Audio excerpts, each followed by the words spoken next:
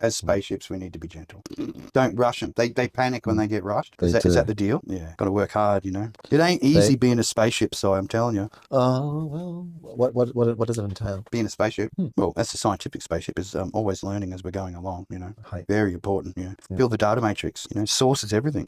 So and that's not the SAUSCE, that's the SOURCE that we're talking about, spaceships, right? Spaceships gather source. Scientific spaceships always gather source. They're a source gathering. Source is one. Source looks after you. Source is always going to be your friend. If no one else loves you, Source always will, because you're always providing. Yeah, right. Yeah. So are we the story to Source? Source, of course we are, brother. Man, like that's the universe. Like, you know, when he said, whoever said, "Let there be light," basically said, you know, part the curtains on the stage and let the story begin, didn't they? Well, from its minuscule beginnings to the grandiose that it is, you know, however many speculated years it's been in existence, essentially for the play that's been playing out. I mean, I'm sure most people wouldn't want to see the first bit, you know, where we're just ducking, you know, bits and pieces, you know, trying to grab together just to make, you know, the basic chemical components of what it is, you know, that's specified as the periodic table these days, with all the new inclusions, of course.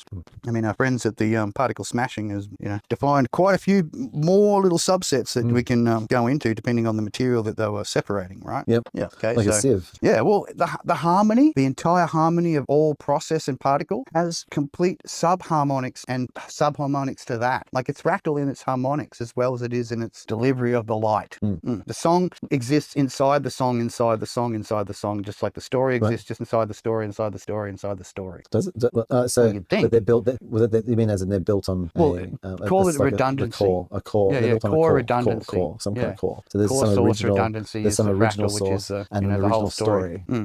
Like the first story. Interpretation of each particle from each particle. Now, you got to think about that, man. Like if you said initially there is one particle and then explodes into many to create the light or the explosion in the first light, then each of those particles' individual position from there would have relativity to the original explosion. So therefore they would all have their own separate experience of the original let there be light. There would be multiple interpretations from the particle that was ripped apart and then created all the other particles to then be the experience of the, you know, interpretation of the story. Yeah. How about that? That's each instance is each instance is its own story beginning. It's beginnings of its story, and then to, you know, then filter out and become the great story, you know, all part of the great story. Or at least, you know, that's the way I imagine it. So yeah, my point of view. Yeah. Everything's a reflection of the great story, which is the reflection of our story, which is just like a central, you know, each one of those individual parts that got separated from the great story all become their own, which in turn become part of the So the source released fragment, itself into fragmented to become the many stories. Yeah, the many stories, brother. Yeah. And the reason why they're stories is because they don't know all of themselves,